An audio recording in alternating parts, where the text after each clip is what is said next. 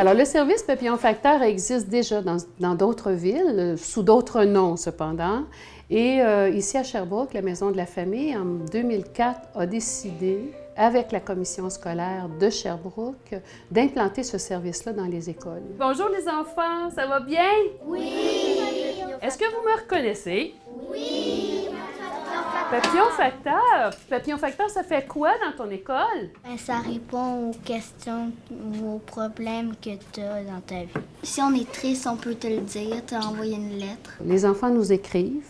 On retrouve surtout dans les premières, deuxième, troisième années des lettres qui nous parlent de leur joie. C'est leur fête bientôt, des choses comme ça. Mais quand ils arrivent en quatrième, cinquième, sixième, là, on va plutôt parler d'intimidation. Ils vont nous confier aussi s'ils vivent de l'abus. Parfois aussi des pensées suicidaires, ça arrive aussi chez les jeunes de ces âges-là.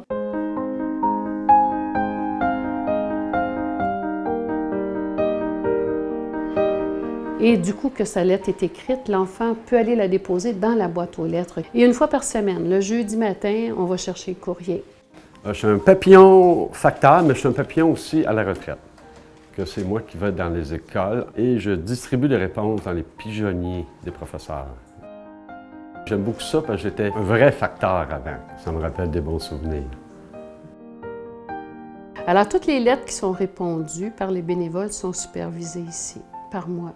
Il y a des gens de tous les âges, principalement des grands-mamans puis des grands-papas. Il y a aussi des jeunes qui veulent aller plus loin dans leurs études aussi. Ça fait partie de projets en psychoéducation, en psychosocial, de faire du bénévolat. Et pour eux autres, c'est une belle opportunité de le faire, d'accompagner des enfants.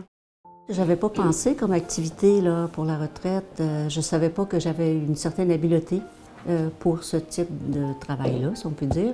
Moi, je trouve que depuis que je fais ça, ça facilite ma relation avec mes petits-enfants. C'est particulièrement intéressant que des adultes, et particulièrement des gens qui sont retraités, puissent être mis à contribution dans la société parce que ces gens-là ont une expérience, ont du vécu et ils peuvent en faire profiter les enfants. Ces jeunes-là qui vivent des moments difficiles, il faut comprendre que c'est à peu près 2700 jeunes qui ont bénéficié en 2013-2014 de ce partage-là d'expériences de vie. C'est quand même impressionnant de voir cette confiance-là qui se crée entre les générations, d'avoir une génération qui a de l'expérience de vie et de pouvoir partager et soutenir des jeunes qui sont en train de découvrir aussi la vie.